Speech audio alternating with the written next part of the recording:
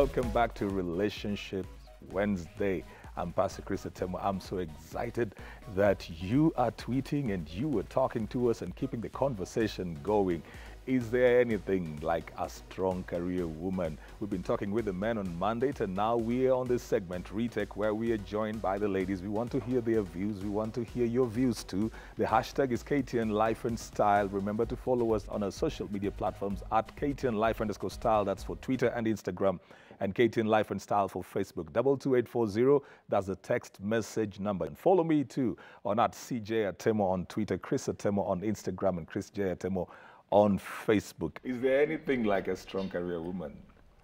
I think it all boils down to how you want to define it. Right. But for me, what I think the gentleman had said earlier, it's about deciding where you want to be very competitive, very controlling, and very decisive. And that one is something you can do at your workplace, where maybe you are heading a section and such kind of characters are required for success. But when you get home as a woman, it's very important that you drop that part of your character and be a friend, and be a wife, and be a mother. And I think that's very important. All right. Yes. Are you married? Are you dating? I'm married. Okay. Been married a while. All right. Yeah. You had the gentleman. We were talking about strong career women, and I still wanted to really find out why that word strong is there, because I don't hear that when it comes to men. Is it the women who put that on themselves? Is it that they broke out of prison and as it was before, they used to be in the kitchen, there was a lot of empowerment, so they came out and then they came up with this banner, I am a career woman. And then that began to bring us into the place we are in? Well, there are career women. The term strong, I would believe that it was a man who created it, simply because that when you have a woman earning more than the man, he automatically gets scared.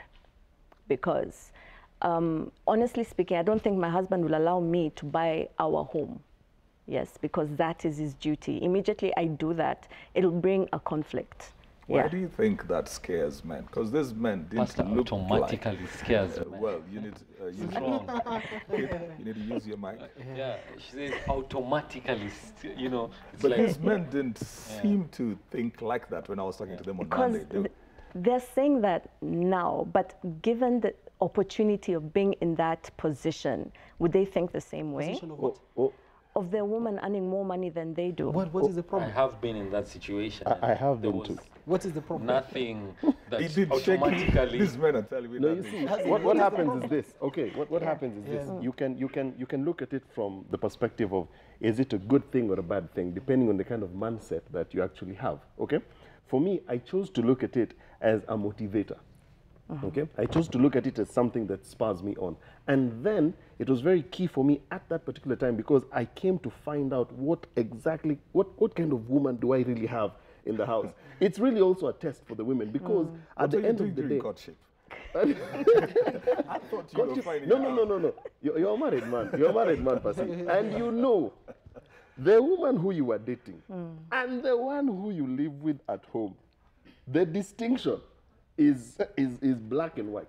It's very interesting. Well, I'm not going to say anything about it. I just want to respond, because I think it is it has come from a lady that I understand that your statement actually is supported by some facts. But no, not all the facts. So I think it is good to attribute the statement that yes, indeed, there are men who are scared when the woman is earning more money. That it is unfair for us to dispute that it doesn't happen. But also, let's give room to the place and the people who do not have a problem with the women earning more money. For example, it also depends on what is the man doing with his time that actually adds value. So, you know, in economics, we say money is a measure of value, a store of value, a medium of exchange. So the store of value that the person brings, or the lady, to the house in terms of money would be higher. But the time the man is also having, what value is he creating to the family, that also at the end of the day everybody appreciates. But do families think like that, Lillian? Okay, as you're having this conversation, I'm just thinking, I was in this forum, and we were women, we are complaining about men who don't change bulbs and men who don't help you as a woman. And I remember the facilitator listening, and then he asked a question and he said, who said that the men are the ones to change the bulb? And then I was like, but it's expected. Who is expecting it? Then I was like, society. Who is society? And as I thought deeper, I realized society is us.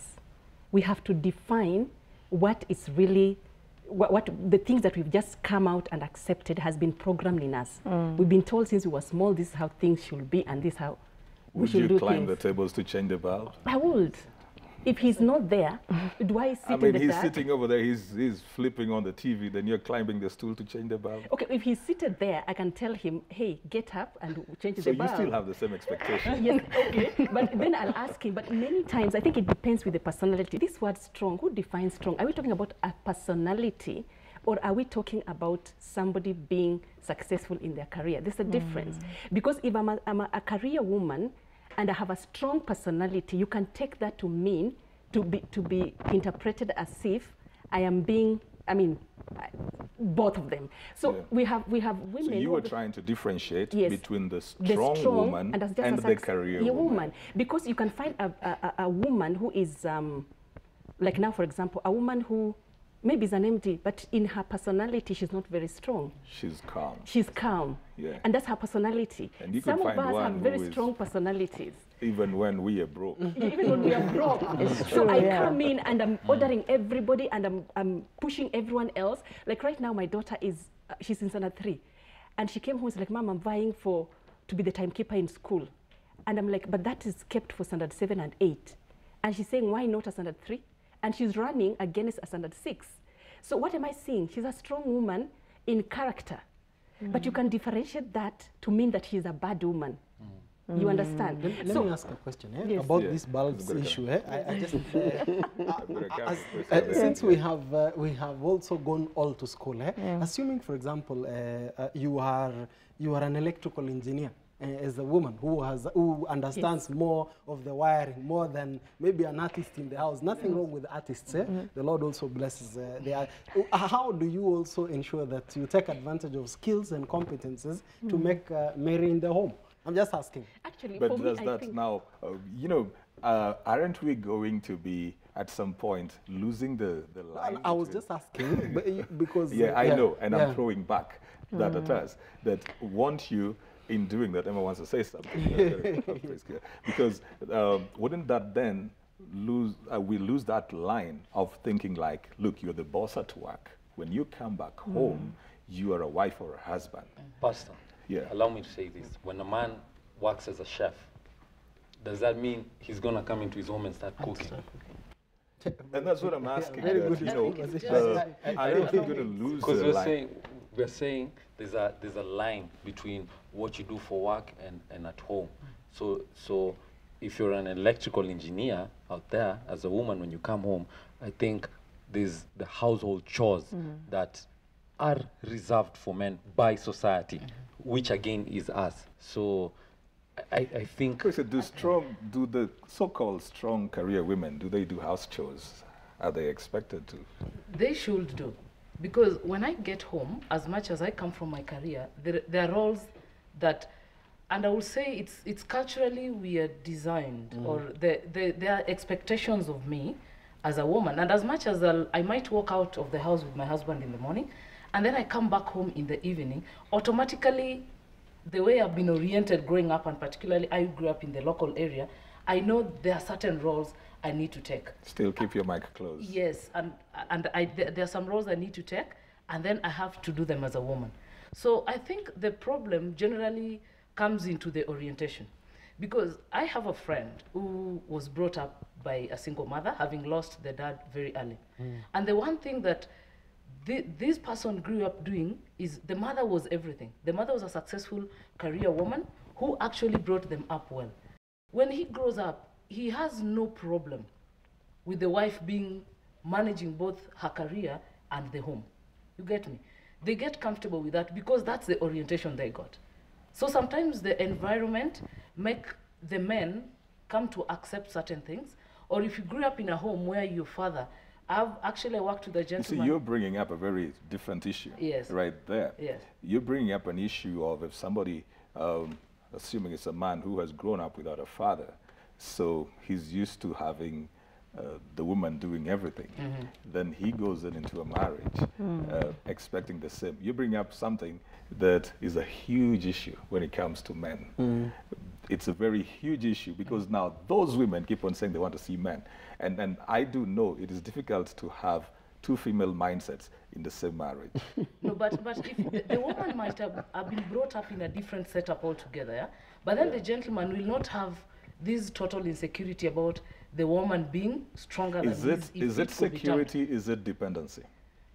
I think it depends on how you define Emma, it. is it security, is it dependency? Let me say this. If you're a career woman, you wake up in the morning, dress up, put on your shoes, put on your makeup, go to work, come back home. Are you expected to go to bed the way you are? You have to dress down. It's the same thing. You go out there, work, do your thing, come back home.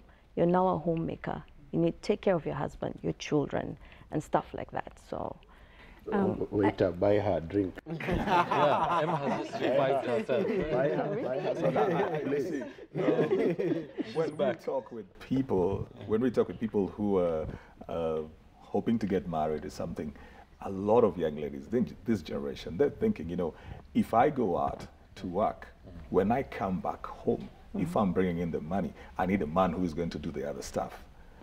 It does. It is, in my view, you know, we are in the dispensation of grace. I think it is. There are things naturally that even as we are wired as men and female, we will do because of our natural wiring. But also, let's leave room to that kind of a conversation on what kind of a home do you want, and also the values you'd want to pass to your children, and what in this context will you do and will she do? So that's also, it is, because it's complementary. Somebody has to, there's what the left will do and what the right will do, so that together you have a strong family. So it boils down to the place of men, security, and leadership. So what will you do to ensure that you stand in your place of security and leadership? And then the woman... Do you think that men who are earning less feel secure enough to provide security? Because you can't give what you don't have. What is security? The thing, what I can say is, as a coach, there sometimes we deal with inner things. You can have a man who is actually providing everything and he's insecure. And you can have a man who actually is not providing and he's very secure in himself. And as you said, it's about the conversation you have with your spouse. Okay? So if we have had a conversation, because I remember when I was in Shell, in early years of my career, we had a lady who was a vice president of finance. She was the finance vice president. And this lady, because her career was doing quite well, they agreed with the husband that he'll leave his job and be the one, because Shell will take you all over the world, and be the one to follow her. And then he gets to do other things. I also have a friend who they just relocated to the US. The wife is a career woman. And the husband now is the one who picks the children from school. They've just agreed because she was doing very well. The man over here, you're listening to this. Exactly. So it's about, for me, I think we should focus our mind to what do we really want. Do we want a unity as a family? Or do you want to fight about these other small things that actually don't add? Is it really small? Let me explain. When I'm training people, I always say, and I'd say this without being embarrassed, I outsource almost everything in my house. I'm listening to you all people, and I'm thinking, I tell people, the only thing I don't outsource is my husband, and I don't outsource my children. I have to raise my children. But when it comes to these other things, visitors are coming. Why can't I get a cook, pay her, and then I remain fresh and nice for my visitors? You understand? So at times I think we fight over things that we shouldn't really fight over. Let's leave alone the people outside. I'm going to come to Keith. Let's leave alone the people outside. You know, because I have seen... I think my job gives me a very good opportunity to meet with people, like every time. I've seen ladies who, when they're on the outside, they're fine. Like, I pay the bills and all that, and we are fine. And the man will say, we have an agreement. Then secretly, this woman will write you and say, I've never felt like a woman. because he doesn't treat me as one. He's not paying the bills. He's not the one who's paying. You know, she's doing nearly everything. Now she doesn't feel treated. There are no chocolates, there are no gifts, there's nothing because the man is broke. What about that? I mean, what do I say? The man is broke. You know, chocolates cost money, flowers cost, dates cost women, money. they've got the emotional needs which are expressed in various ways. That no matter what she is wherever she is, she still wants to feel like a woman. Then Pastor, what I've learned through experiences, then there's other things that are not for sale. Then you have to, don't let her success get in your way. Don't be envious, don't be jealous, and do not be aggressive for no reason, because you know these feelings they come out. But what you can do is you can be a better listener. You can be. Vincent is planning to say something. Yeah, because I hear you that the woman says that I think that speaks to the languages of her love, how she would want to be appreciated. So if it is in the gifts, because there are people who, when they see a gift and they see I think it is also good for the man to therefore be innovative. It is the beauty. One thing we thank God for our wives, our mothers, our sisters, because we're speaking about them, is that when they see effort, they will always appreciate. That's I don't know. It is a standard across all women. Will they? Yes. Will they? Always. Yes. Always. Yeah. That when they see effort. The good ones. Yeah, because the good ones. Because then those ones where the man feels like, look, I have done everything. I'm saying, you see, it is doing. When you say you've done everything, it's done everything according to you. You also need to say what is everything according to her. Maybe perhaps it is. You had time and you actually. But how do you deal with those? Okay. Pastor, let me respond to him. All right. I remember a few years back, it was on Valentine's Day, and I left the house, and I pretended I was on errands, but I'd actually taken the day off from work, and I was preparing for that day, and I said I will not take my girlfriend to a hotel, that I'd put in the work and put in the effort. And I went and bought food, I bought wine, I bought flowers. But as I was on my way back, actually to her place to surprise her, the skies opened. Okay. And I got rained on. But I still went home and prepared that meal and put on the wine and sijui nini nini. The tweets from the ladies are going higher, right? Do you know what the surprise was? She didn't drink sweet white wine. She did not like that brand of rice. She did not sijui what.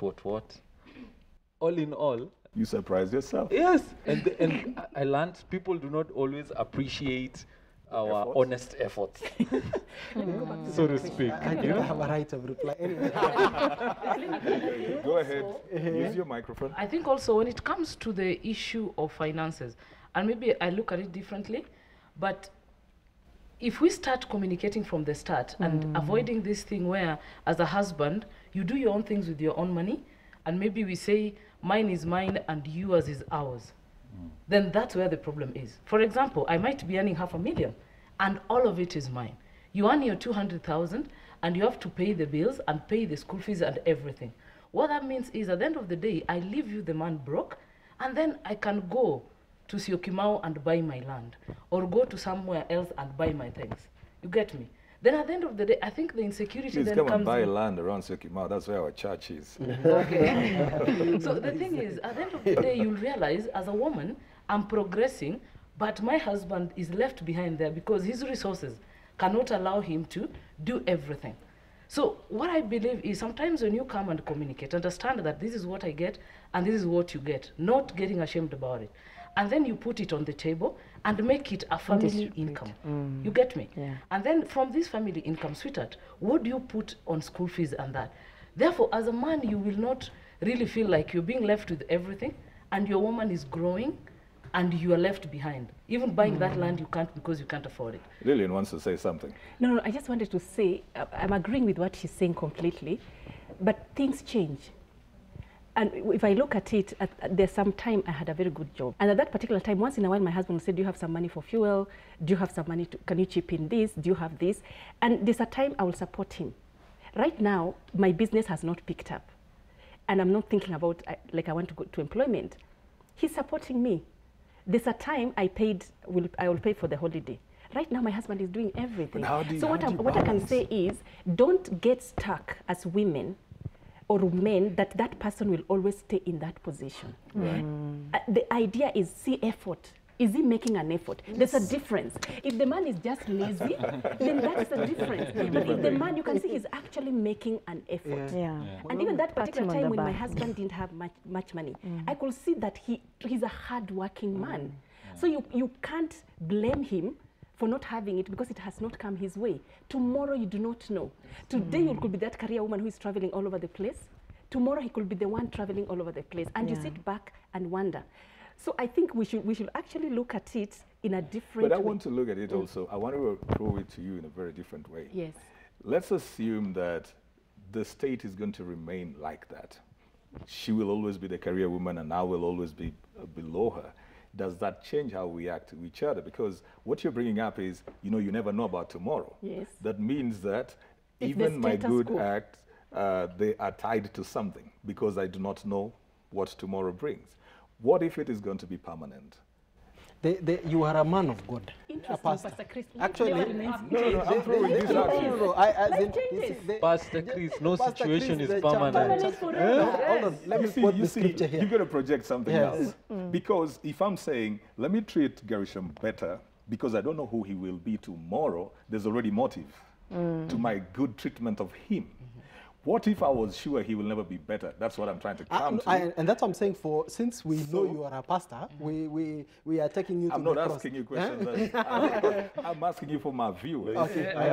I actually support him in the sense that, what if? You see, in life, yes, things do change. But what if? What if my wife is the one who always, and who will always be financially capable than me? Okay. But you see, that boils down to one thing. I'd ask anyone who has a problem with that a simple question. What makes me a man? Because at the time when my wife was earning, my goodness, way more money than me, seriously, way more money than me, was I still a man? Yeah. Yes, I was. Yeah. Why? Because it is good to understand, and that's where the application of wisdom is. The thing that makes you a man, that which defines you, is that which will sustain you. For instance, if it so happens that my money and my job define me, to me that's a very dangerous state to be, because it's an external entity that you have little control over that is defining your very nature. But if you come to an understanding that it is not necessarily what is external that defines you as a man, but your manhood is actually something that you yourself as an individual, you have to put yourself together and understand that even though I might not earn as much money as, but as a man, am I able to provide security? Can I tell you why you're able to do that? Is because your identity is well formed. One of the major problems with men is that most of them have deformed identities. And that's why I'm saying the application of wisdom in relation to being a man, that's what I'm saying. So, like, for example, men are so privileged in society. We have the opportunity of even giving out our name to our children and to our wives. Just see that. So if you are not secure in your identity as a man, what do you give out? It is now the innate things that my sister is talking about that comes out. The insecurities. I want to wind up because we're running out of time. The director says we're out of time, but I want to get your final thoughts, starting with you, Keith. I'm just going to say this. It's very important to self-observe, man or woman. Just know who you are, even before that career, even before that growth. But also, more importantly, to men, young men, older ones, when you're in a situation or in a relationship, it is your work as a man to affirm your woman or to be there and to support her. So then again, why would you try to be jealous or envious of something that you help build? So you support, and you support all the way. All right, Emma. My final take will be, for women out there, submission is not a punishment. Yes, we're here to support our men. We're here to build our homes. it's not a punishment, it's actually a blessing. All right. Yeah. For me, I'd pick it up with the whole concept of submission. When you hear something submission, when you hear submerge, when you hear submarine, it's something that has gone under. Okay. So in order for, because many men complain that my wife is not submitting. You didn't do that. Yes, I did. You didn't do that because you just picked my thoughts. But go ahead. Because when it comes to submission, it's very simple. It simply means many men usually complain my wife is not submitting to me. But the whole concept is I usually ask them, do you have a mission for her to be submissive to? So it's very important for you as a man to actually have a mission. Don't just sit there, do something. Effort, as it has been mentioned. So in order for you to be able to get to that point where your wife is submitting to you, whether she makes more money or not, it is very important for you as a man, and society demands of it for you to have a mission in life and a direction, whether you're making more money or less. Okay. I think my parting shot is on something you said earlier that I'm stuck on, whereby a woman comes to talk to you and is complaining, even though out there you're showing something else. I call that being inauthentic. In a relationship, be very honest and very authentic. Speak. Don't communicate something while you mean something else. So what my if they've parting been thought, communicating and the man is not listening, but it's okay. get a second help. All right. Yes, just talk. Yes, talk. Yes, that's why I mean, and then get the other person, get yourselves to talk, communicate and say, this is where I'm going, this is what I want us to do. Communication in a relationship is important.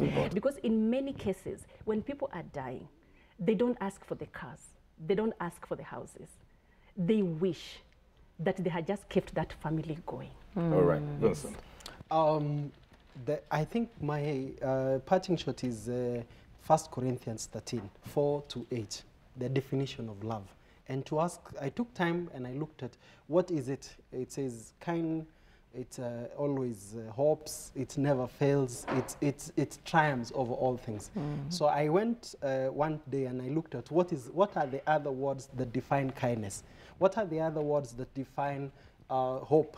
And as in, by the time I was finishing the last part, I actually truly say that if there is genuine love in a relationship, it will triumph over all. When you come into a marriage, two people, it's always with the hope to create something beautiful and make it last. And I think, therefore, when you get into a marriage, we owe it to ourselves, both as men and as women, to do whatever it takes, to communicate, to submit, to do whatever it takes to make that marriage work. And sometimes if it means saying I'm sorry when someone else should be saying sorry, then so be it. So I believe it's all about compromise. It's about being able to accept people for who they are and talk and communicate. Eventually, you end up aging with a beautiful family. Well, the conversation does not end. Keep it on Twitter. The hashtag is KTN Life and Style. Remember to follow us again on the platforms at KTN Life_Style for Twitter and for Instagram. Let's get your feedback on Facebook. Our Facebook page is KTN Life and Style. You want to be part of the panel either on Mandate or Retake. You've got something that you need to say, please let us know. Do the same with the text message number 22840. We take a break right now, then we come back with Crystal Okusa on Style My Wife. Oh, she looks like Mama Wangeshi now. Yeah, that's what she does to your hair. How are you feeling about this? The fact that we're laughing at you, that's talking on your head. How are you feeling now? I'm feeling bad. Good.